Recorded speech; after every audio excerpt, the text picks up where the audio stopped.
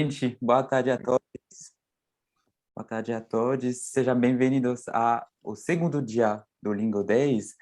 O que é o Lingo Days? O Lingo Days são eventos online com profissionais para falar sobre diversos temas, RH, diversidade, tecnologia, financeiro e outros. Bom, antes de iniciar, vou só me apresentar um pouco também. Então, eu sou Lilian. Eu atuo como Learning Community Manager aqui no LingoPass. Eu sou francês, acho que dá para perceber com o meu sotaque. E que bom que para iniciar este segundo dia, temos o prazer de receber a Simone, que é a fundadora e CPO da Gu Mini, se não me engano, é isso.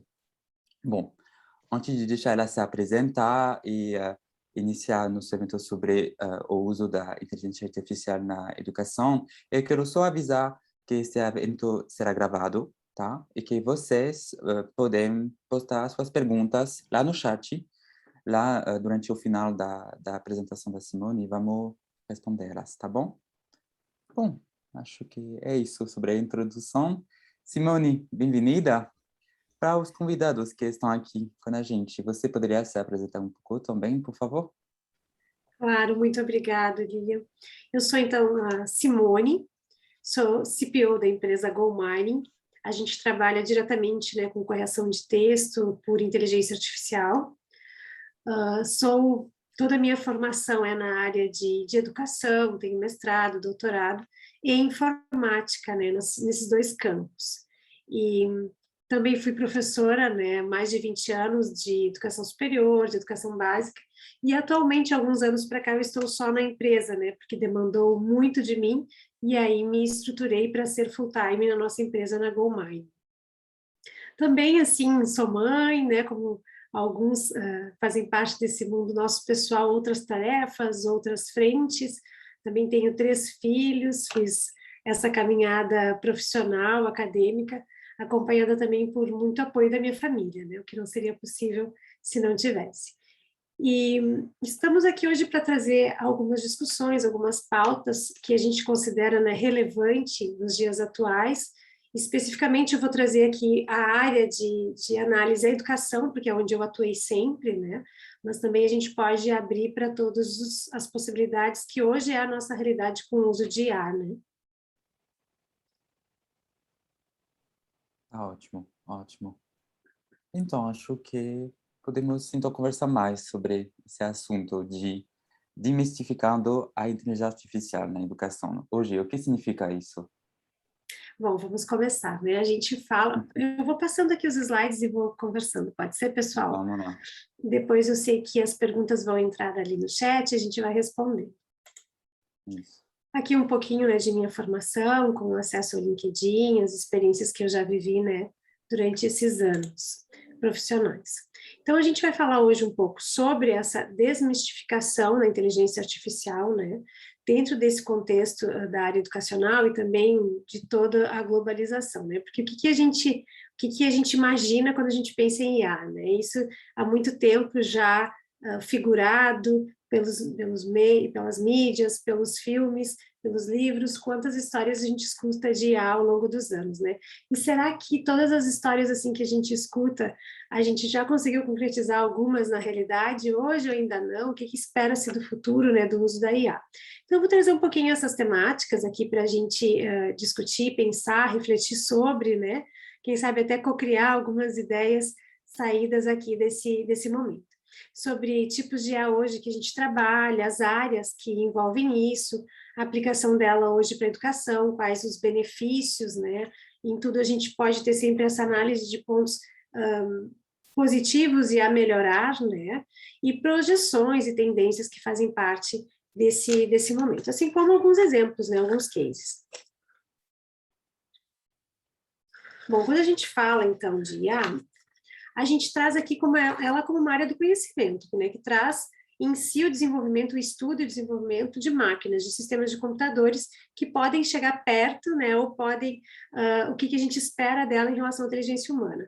Uma frase, assim, que a gente trabalha muito na nossa empresa, e com o apoio, né, de algumas pessoas que trabalham com a gente, como a Carol Zupardi, é que não há inteligência artificial sem inteligência humana, né? Então, aqui, a gente, nesse momento que nós vivemos da história de IA, a gente não pretende, né, substituir o ser humano. Mas por quê? Porque a gente precisa do ser humano, porque é ele quem cria essa inteligência, é ele quem aplica essa inteligência, é ele quem programa essa inteligência. Então, daqui vem todo esse contexto humano. Quando a gente fala, assim, por exemplo, da nossa área de professores, é muito engraçado, né? Por quê?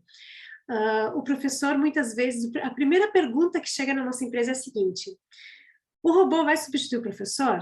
Né? A primeira pergunta que a gente encara, assim, inicialmente é: vai substituir o professor? Aí fica para nós várias reflexões, depende qual é o papel do professor, né? Porque o que o robô vai fazer são ações repetitivas. Ele vai corrigir, às vezes, porque a gente tem que, até essa próxima frase explica um pouco isso, a gente tem duas áreas de contexto da IA, por exemplo, na educação, que uma é a ciência da computação, que vai trabalhar todos os dados, todas as informações, toda a parte de gestão, de decisão, de decisões estratégicas, né, de uma instituição de ensino que é uma empresa em si, né, de uma empresa. Mas a gente também tem toda a parte de IA que trabalha a ciência da aprendizagem, então o quanto ela vai fazer para apoiar no processo de ensino e aprendizagem de um aluno, para apoiar como uma ferramenta pedagógica para o professor. Então, em uma das situações, é essa correção de atividades, é esse acompanhamento de atividades repetitivas, que não precisa um ser humano ficar fazendo 7.000 vezes a mesma coisa, né? A gente tem uma máquina, uma IA, que pode fazer isso. Então, não necessariamente ela vai substituir, porque qual é o professor na área da educação que estudou, se formou, mestrado, doutorado, não sei quantas pós-graduações, para ficar repetindo esse tipo de atividade, para corrigir 7.000 atividades iguais dos alunos que eles enviam? Não foi para isso que a gente estudou, né? Mas, ao mesmo tempo, a gente pensa na formação desses profissionais, não só da área da educação, mas na formação do profissional que está saindo para o mercado de trabalho hoje. Se a gente pensar nas universidades, será que nós temos cursos de graduações que hoje preenchem essa necessidade atual? Né? Hoje a gente tem profissões no mercado de trabalho que o curso ainda não foi inventado na graduação. Né? Então, aqui a gente tem já uma análise que nos leva a pensar nesse delay, talvez, né, do mercado profissional atual e dos cursos que nós oferecemos na universidade. E esse delay, ele é muito mais longo se eu vou falar na formação do professor e quando é que o professor teve uma disciplina, uma licenciatura, dentro de um curso de licenciatura, uma disciplina que falasse sobre inteligência artificial e o mercado que espera ele. Né? Então, isso é tudo muito rápido.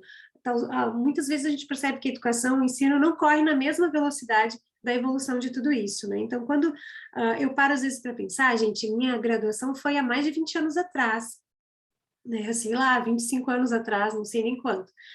Imagine naquela época eu pensar em usar uma inteligência artificial na minha sala de aula.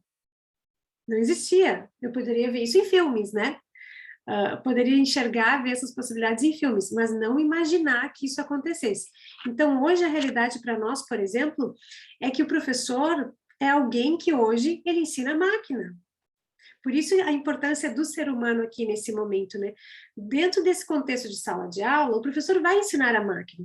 E quando que ele foi preparado ou formado para ensinar uma tecnologia? Então, isso é super interessante de fazer essa análise dessa, às vezes, discrepância que nós temos de tempo, né? E quanto a gente vai ter que se preparar para dar conta disso.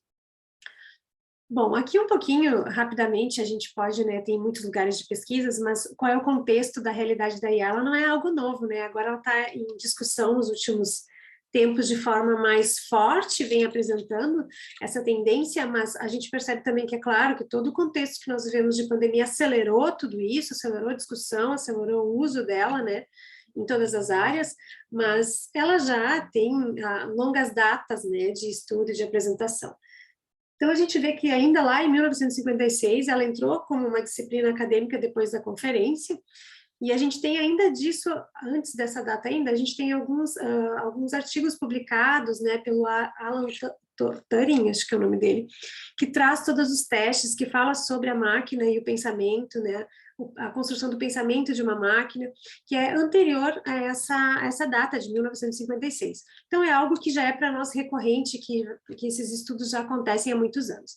É claro que naquela época, quando começou a se estudar sobre inteligência artificial, se imaginava como que a gente pudesse ter, nos dias atuais, por exemplo, uma superinteligência. O que é uma superinteligência? Né? Um intelecto mais inteligente do que qualquer cérebro humano.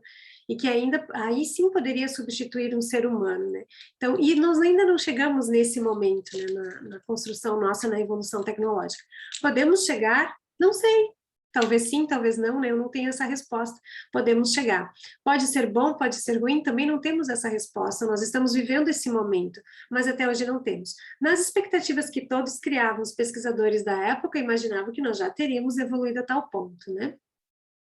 Bom, aqui um pouquinho alguns tópicos do que a gente trata, né? Principalmente no nosso contexto, sobre a IA, a gente observa que a IA ela é um campo extremamente complexo, aplicado em todas as áreas hoje da atualidade, né? Não existe, talvez, nenhuma delas que a gente não tenha alguma raiz, que a gente não tenha alguma linha que esteja ligada à inteligência artificial, né? Nas áreas. Então, a gente observa que ela pode ser considerada com uma capacidade de aprendizagem como ser humano, que ela pode ser programada para isso, que ela tenha a autoaprendizagem, mas a gente ainda precisa desse contexto todo de organização e parametrização desses métodos. A IA, quando a gente fala algumas vezes em tipos de IA, eu coloquei aqui, deixa eu só ver se eu preciso... Vocês enxergam a minha tela? Vou colocar aqui no cantinho. Quando a gente fala em tipos de IA, a gente tem, por exemplo, a IA que é limitada ou fraca, tem 3 classificações que os pesquisadores costumam dar para essa área, né? O que é uma IA limitada ou fraca? A palavra parece que traria ou nos dá a impressão de algo pequeno ou inferior, mas mesmo assim, todas essas classificações são algo muito forte. Quando eu falo em IA limitada ou fraca, significa que ela não tem esse momento, ela não tem esse método de autoaprendizagem, né?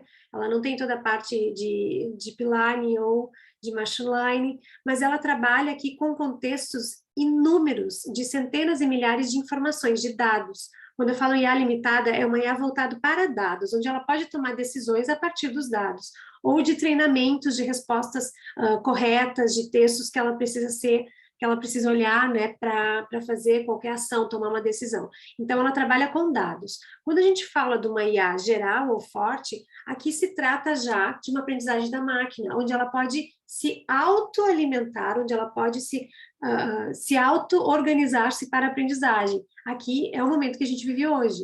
A gente hoje utiliza esses 2 tipos de IA no nosso contexto, né? A gente trabalha com a IA limitada ou fraca, e a gente trabalha também com a IA geral ou forte. A IA consciente ou super IA, nós ainda não chegamos nela, né? Que foi o que eu comentei. Uma IA consciente ou super IA é aquela IA que é capaz, é uma inteligência artificial capaz de tomar decisões sozinhas, sem ter um ser humano, né, que organizou ou que trouxe alguns parâmetros para ela tomar a sua decisão, que alimentou, que trouxe base para ela, e aqui ela consegue tomar essa decisão. Atualmente nós ainda não temos, mas temos estudos desenvolvendo, temos pesquisas que estão apontando para esse caminho, que seria uma evolução hoje do nosso contexto. As áreas de IA, nós temos diversos métodos que conectam essas áreas, né? Aqui eu coloquei algumas. Hoje, na nossa empresa, esses métodos apontados como machine learning, deep learning, a data mining, redes neurais artificiais, alguns desses, né, principalmente esses que eu coloquei aqui, a gente trabalha na nossa empresa. São alguns dos métodos que a gente utiliza para fazer o trabalho nosso, né, todo relacionado a texto, a correção e análise de textos. Quando a gente fala, então, de processos de IA, aí a gente traz toda essa parte dos dados gerados, as decisões. Eu, especificamente, assim, adoro dados, né? Depois que eu aprendi que os dados, a importância dos dados e que com dados ninguém se discute, gente, agora eu adoro dados. Me falaram em dados, eu estou sempre procurando, pesquisando, construindo, né? E a nossa empresa é uma empresa muito de pesquisa, então a gente tem um setor nosso que trabalha especificamente na inteligência de dados, né? Nós geramos inúmeros, centenas, milhares de informações através desses dados, e por que eles são tão importantes, né? Por que eu sou apaixonada por dados também, apesar de ter a minha área toda mais teórica, né? Voltada para a parte subjetiva da educação, ao mesmo tempo eu tenho essa minha veia muito forte de dados, porque a gente toma decisões através deles. Quantas decisões importantes e estratégicas eu tomo para minha empresa olhando os dados, olhando os resultados, o que eu vou ter que mexer, às vezes em horas de pessoas, às vezes em máquinas, às vezes em custos, olhando esses dados, né? Então, quais são as decisões, e até olhando para o mercado e esses dados, e olhando as estratégias comerciais por meio desses dados. Então, os dados que a gente gera hoje nas nossas empresas São dados extremamente importantes, e por isso a gente tem aqui um novo perfil profissional também, que é o analista desses dados, né? Quem é a pessoa que vai construir esses dados? Quem é a pessoa que vai analisar esses dados? Quem vai trazer esses dados para a realidade do contexto das decisões que nós temos que tomar hoje? Então, essa inteligência de dados é algo que já vem se falando, acho que desde, por exemplo, desde 2008 eu escuto falar, né, em BI, em processamento de dados, mas hoje a gente percebe a expansão que isso trouxe muito maior nas nossas decisões de negócios, né? Deixa eu passar aqui um pouquinho para a gente seguir.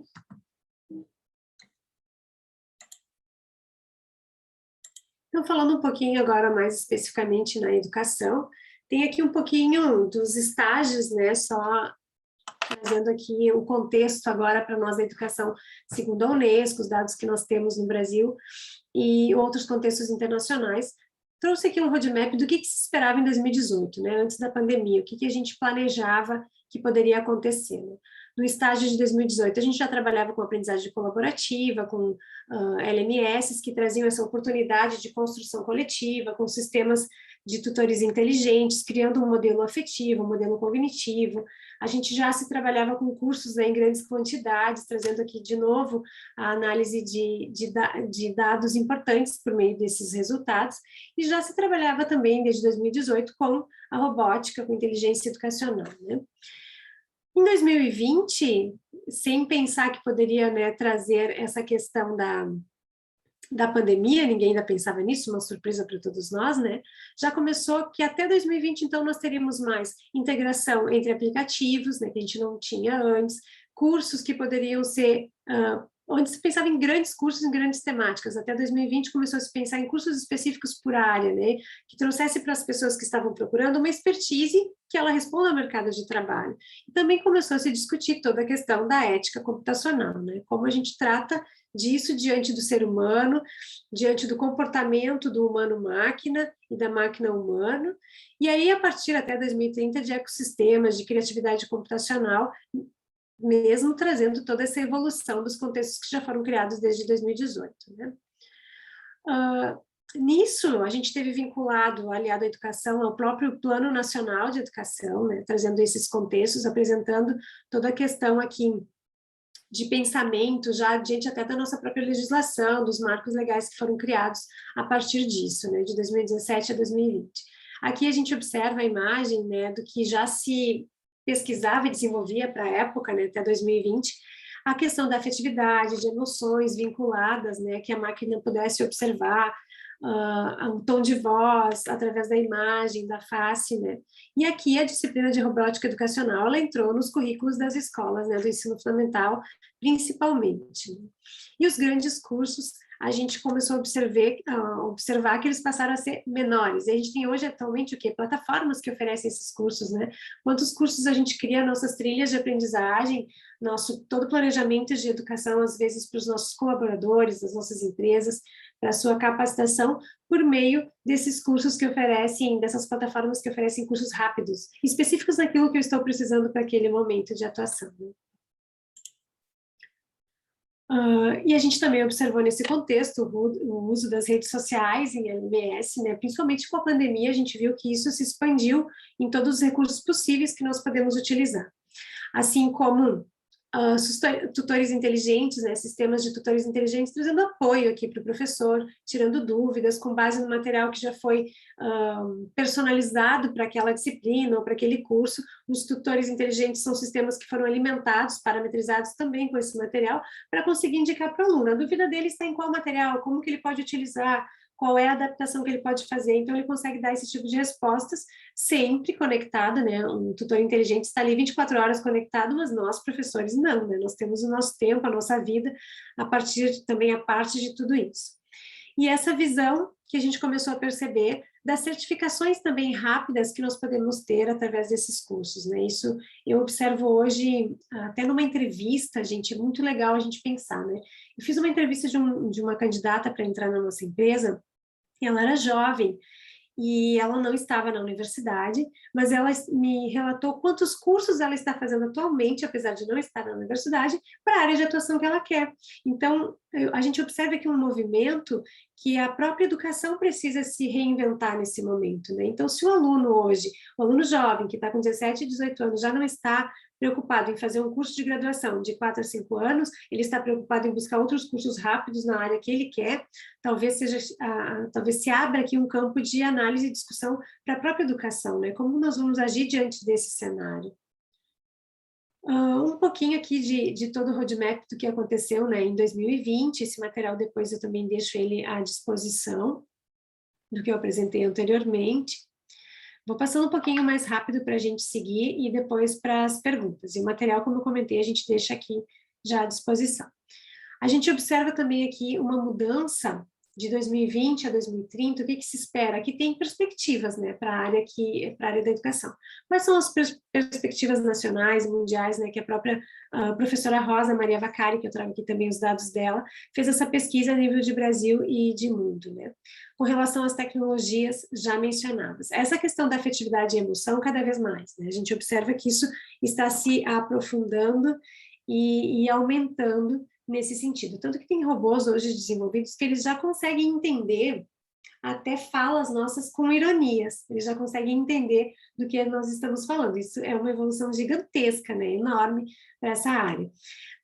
E é possível também a gente observar nessa arquitetura das máquinas também a inclusão de alguns processadores, né, que fazem essa tomada de decisão, como eu comentei anteriormente, muitas vezes com todo o seu histórico de dados e planejamentos e estratégias, sem precisar necessariamente aqui da intervenção de uma parametrização. E a gente vê que isso continua, né, com a tradução simultânea de voz, de texto, de tradutor. Quantas vezes a gente observa isso acontecendo agora, né? Uma vez a gente vê isso em filme, agora a gente vê na vida real essa evolução. A gente observa hoje, né, eu me lembro que algum tempo atrás, não que não exista mais, eu não sei, na percepção de vocês, mas algum tempo atrás os professores mandavam tirar o celular, né, para entrar na sala de aula. Colocar numa caixinha o celular para não atrapalhar nas aulas. Hoje é praticamente inviável essa situação, né? Hoje o celular para nós ele é um recurso de sala de aula, né? E se eu pedisse para o aluno tirar o celular, a gente já tem desenvolvido quantas questões que utilizam estão diretamente ligadas a redes, à inteligência artificial, estão diretamente ligadas à internet, né? Tem óculos, já tem lente de contato, já tem óculos desenvolvidos, né? Tem fones desenvolvidos. Então, se eu fosse pedir para o aluno tirar o celular, eu teria que pedir para ele tirar todas as outras coisas, né? O smartphone que nós temos também, o relógio que traz todas as informações, o óculos, a lente. Então, não são algo mais que o professor vive, que nós professores ou a própria educação poderia viver como um mundo à parte, né? Hoje tudo isso está presente em todos os lugares. Nós temos todo esse acesso à informação, o que pode ser muito bom e muito ruim, dependendo de como nós vamos fazer a gestão de tudo isso, né? Então, nós temos todo esse acesso. Como nós vamos trabalhar isso a nosso favor? Como nós vamos dar isso como nosso apoio? Porque acho que no final de tudo, assim, quando a gente passa régua, como se fala, né? Aqui na minha região, quando a gente passa régua e pensa no final de tudo isso, é que toda essa tecnologia, que toda a IA, qual é o objetivo dela? É potencializar a minha ação humana. É potencializar a minha ação humana. É para que eu seja um melhor profissional, é para que eu seja um melhor ser humano na ação daquilo que eu estou fazendo. Então, esse é o objetivo, né? Diante disso, a gente vê uma série de coisas, né? Como os games, hoje utilizados na área da educação, smart books. O que é o smart books? É fantástico, gente. Também vejo como uma grande tendência, e já tem algumas empresas brasileiras lançando o Smart Book, que como se fosse antigamente nós pensarmos em artigo, apostila, livro didático, mas é um livro criado conforme as tuas competências e habilidades, conforme lacunas que tu precisa diante do teu desempenho, diante dos teus resultados, para ter o texto, para ter a linguagem, para ter o material separado para ti, justamente para ti, né? Isso vem diretamente de encontro quando a gente fala assim, vem em encontro, desculpa, né? Vem em encontro diretamente quando a gente diz que a tecnologia serve para potencializar a ação humana. Então, nesse contexto, eu tenho atividades, eu tenho trilhas de aprendizagem, eu tenho livros, né, smart books específicos conforme aquilo que eu preciso, o tipo de aprendizagem que eu tenho, né, já não temos mais como entrar numa sala de aula e ter 40 alunos e tratar todo mundo igual, esses 40 alunos, né, tá aqui o conteúdo e a gente administra para todos de forma igualitária. Ninguém aprende de forma igual. Não tem como a gente dizer que numa sala de 40 alunos todo mundo aprendeu o que o professor ensinou, porque o professor conseguiu, né, trazer esse contexto, esse processo. Aqui a gente tem essa evolução tecnológica a nosso favor nesse contexto, né? Bom, aplicada à educação, como eu falei, hoje a gente utiliza ela em diversos tipos, né? E aí a gente tem essa sub-área chamada de inteligência aumentada também para a área da educação, onde aumenta as capacidades humanas de realizar suas tarefas com mais precisão e rapidez, como eu comentei no caso, um exemplo de atividades, né? Aqui tem algumas relações que a gente identifica da própria evolução da inteligência artificial e como eu utilizo isso hoje em sala de aula, né? Então, quando eu falo em toda a parte de mineração de dados, eu trabalho isso também em qualquer instituição, em qualquer empresa, na análise desses dados, como eu comentei.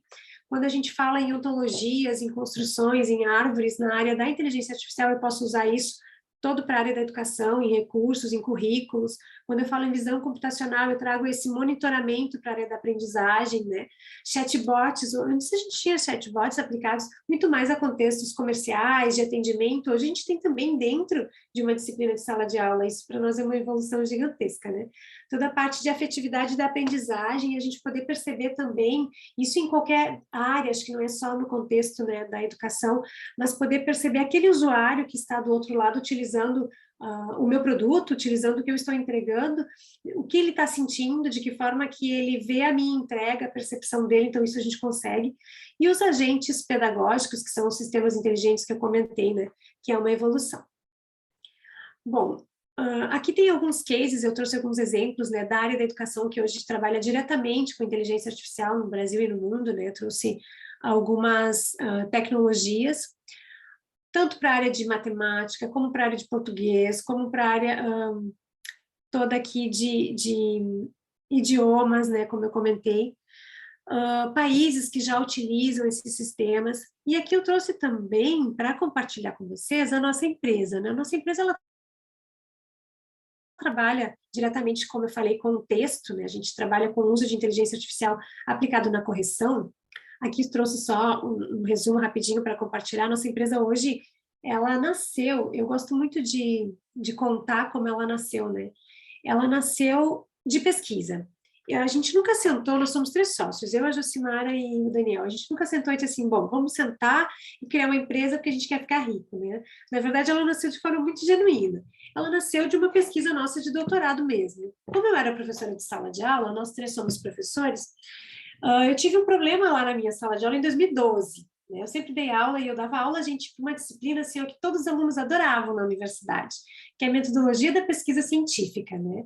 Então, eles amavam essa disciplina. Todo mundo entregava artigo, projeto, relatório. Só que eu dava aula no presencial, e no presencial, assim, eu tinha 50 alunos por noite, então, numa semana, eu tinha no máximo 250 alunos, né, presenciais. E 250 alunos eu conseguia dar conta de entregar as devolutivas, feedbacks de uma semana para outra.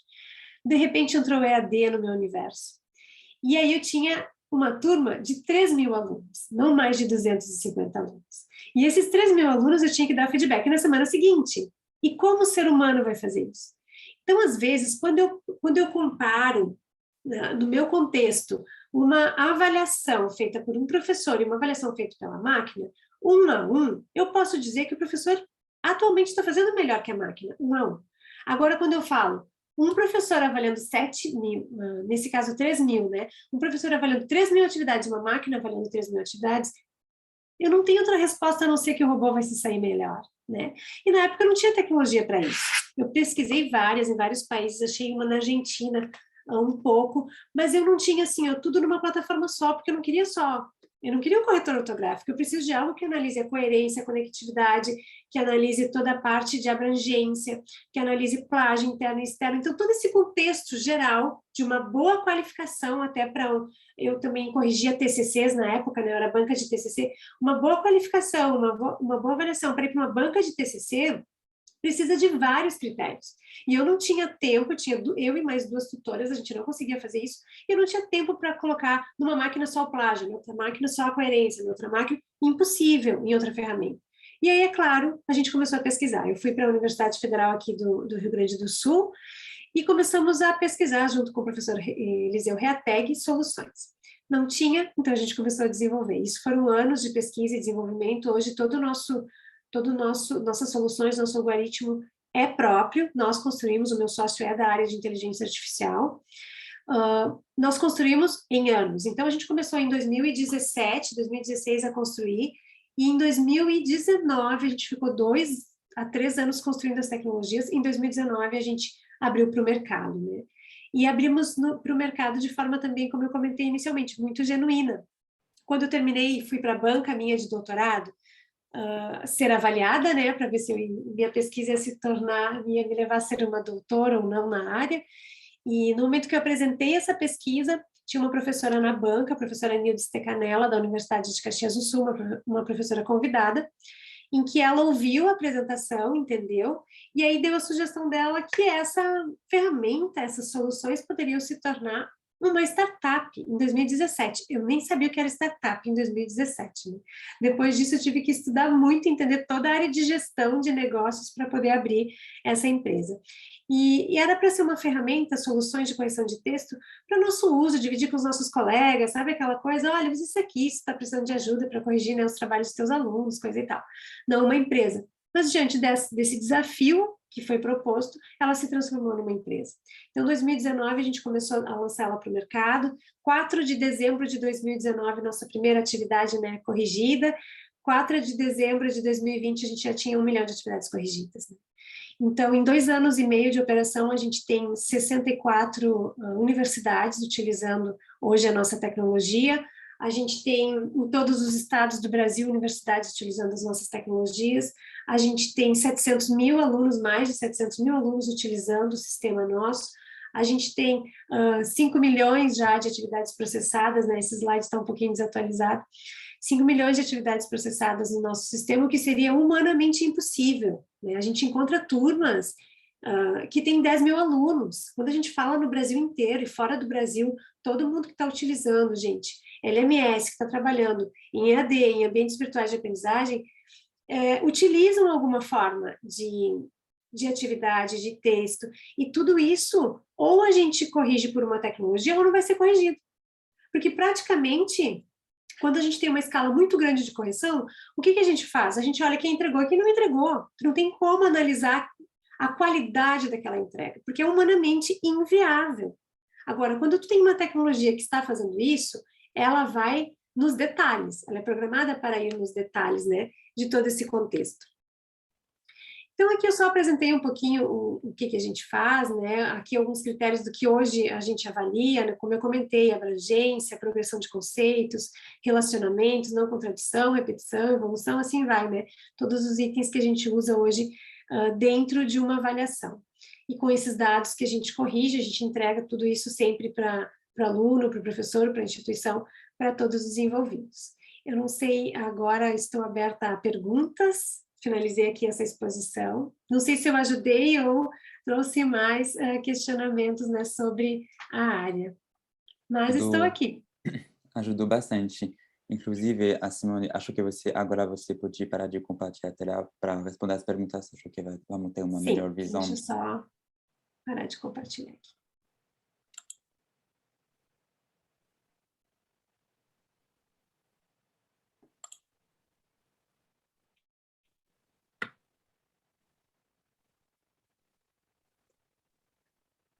Mas, primeiro, realmente, muito obrigado. Acho que foi muito interessante mesmo. Acho que este tema é muito importante hoje. Como tutor hoje também, que eu sou, acho muito interessante de ver que agora a gente tem essas ferramentas para realmente nos apoiar no nosso dia a dia. E eu vi várias perguntas, acho muito interessante. Eu vou iniciar com essa, uma pergunta da Raquel, que está aqui com a gente. Hoje, é acessível de implementar uma inteligência artificial num projeto e se é realmente muito caro ou é uma solução realmente acessível para as empresas aí na sociedade mesmo. O que a gente observa, Lilian, é o seguinte, ela precisa sempre de um investimento inicial, isso não tem como a Uhum, gente dizer que não existe, né? Ela existe um investimento inicial. Mas o que a gente faz aqui é um cálculo desse investimento inicial e quanto tempo eu tenho retorno.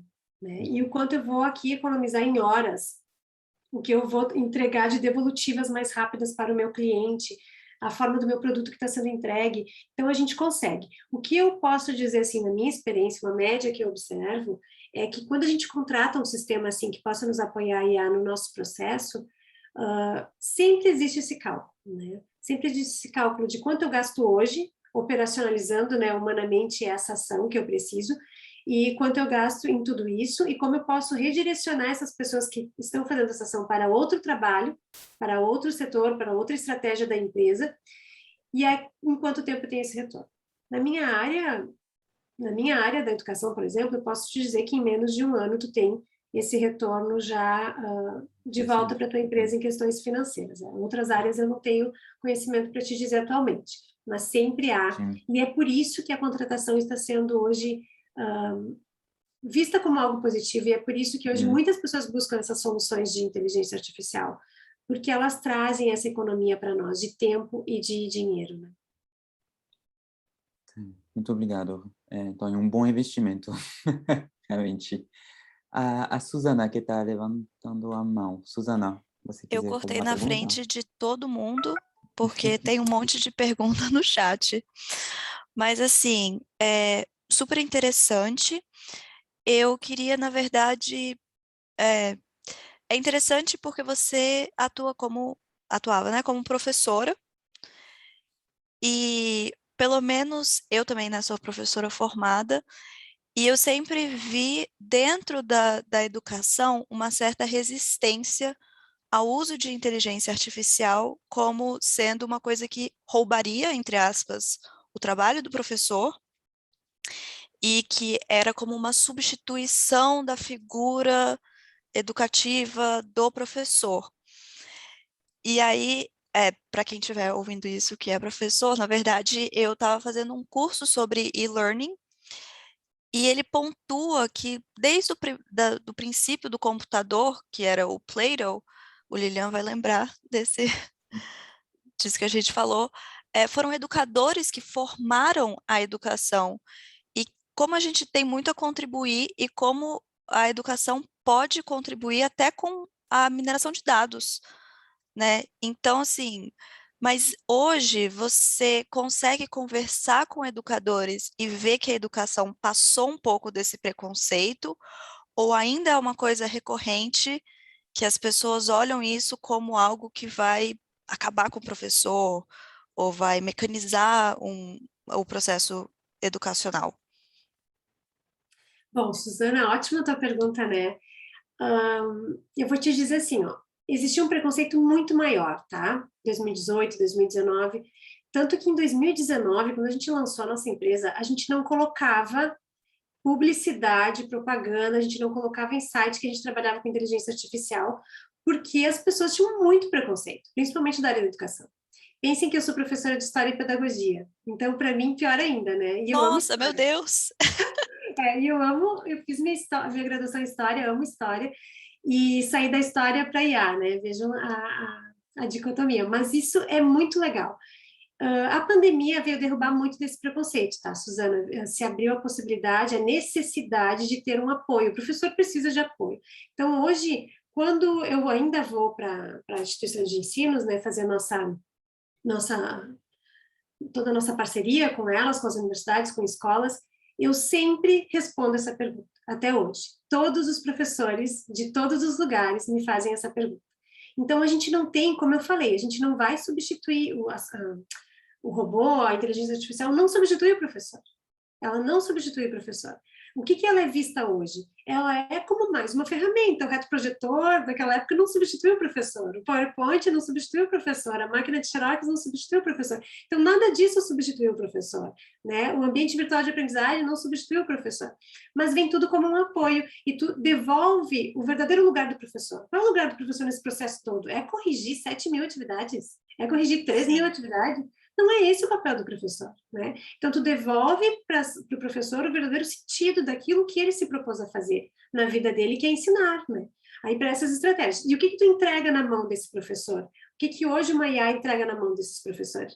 Uma fotografia. Eu sempre digo, se tu tem uma IA aplicada na tua instituição de ensino, tu vai ter um raio-x, uma fotografia dos teus estudantes, todo o desempenho, todo o histórico de desempenho, quem foi mal, quem não foi, quem precisa de ajuda, quais os critérios que estão com mais problemas, quais as maiores dificuldades, o histórico de desempenho desses alunos pode levar eles a uma evasão? Pode levar eles a uma evasão. Então, tu tem todos esses dados nas tuas mãos para tomar as decisões realmente no processo de ensino-aprendizagem. Isso é fantástico. Quando a gente começa a mostrar isso para os professores, eles percebem que eles não vão ser substituídos e percebem o ganho que eles têm. Mas, como eu comentei, hoje é bem menor, mas ainda existe. E eu sempre respondo essa pergunta. Sempre. Eu imagino que sim mesmo, porque é o terror do professor, né? Que a tecnologia vai, de alguma forma, inutilizá-lo. E, na verdade, sim, como eu trabalho com ensino no ambiente digital, eu sempre falo, a gente não tem como... O intuito não é competir com a tecnologia. A gente não está competindo com o Instagram, competindo com o YouTube. A gente precisa aprender a canalizar as coisas para o processo de aprendizado. Porque senão, assim, a gente vai perder, basicamente. Se eu me teimar a competir com o Instagram, eu vou perder, com certeza. O que é mais atrativo, né? A gente sempre brinca assim com os alunos. Mas aqui é muito natural. Quero dizer para vocês assim que esse preconceito, essa resistência, ela é natural, né? Tanto que há muitos anos o Pierre Levy lançou textos falando sobre isso, né? Há anos atrás, que a gente passa por essas 3 etapas, né? A primeira é a resistência. Todo mundo resiste a algo que é novo, né? Então, a gente passa naturalmente por essas etapas. A segunda, tu começa a se adaptar, tá? Ok, então minha IES vai usar, minha universidade, minha escola vai usar, então como é que eu posso tirar o melhor proveito disso, né? Tu começa a te adaptar. E a terceira é a criação. Bom, a partir disso, agora o que eu posso fazer? Eu tenho um universo de coisas que eu posso agir a partir desse apoio, né? E isso é muito natural, assim, eu não vejo como algo negativo, acho que é algo positivo passar por essas 3 etapas. Tem mais perguntas? Acho que temos uma outra, da Kaliane, que gostaria de saber qual é a porcentagem de acertos que a sua plataforma corrige textos. Como funciona, mais ou menos? Tá, então, hoje a gente tem assim, na nossa empresa a gente tem, nossa empresa ela é de educação, né? É uma empresa na verdade é uma empresa de tecnologia que desenvolve para a educação. Ela não é uma empresa de venda de softwares, né, para todas as áreas, ela é específica para a educação. Hoje a gente tem um setor dentro da nossa empresa que a gente chama, né, do controle de qualidade. Então ele controla diariamente, todos os segundos, tudo que está sendo entregue, né, em todas as universidades, em todas as escolas, tudo que está sendo entregue para nós, e ele aponta se tem alguma divergência em algum momento nessas avaliações, né? No momento que ele aponta algum erro, alguma divergência, entra a ação humana para ver o que aconteceu. A gente faz muitos comparativos, né? A gente trabalha com teste o tempo inteiro, tem uma equipe só de teste também para melhorar as soluções e criar novas soluções, né? E as soluções novas criadas são solicitações dos nossos clientes, eles pedem também novas ações, novas soluções. Hoje a gente faz esse comparativo de teste e a gente tem, por exemplo, uma pesquisa última que a gente fez, a gente teve um nível de assertividade de 99,7% em textos que nós estávamos corrigindo, de 99,7%. Isso em mais de 100 mil redações enviadas por um cliente.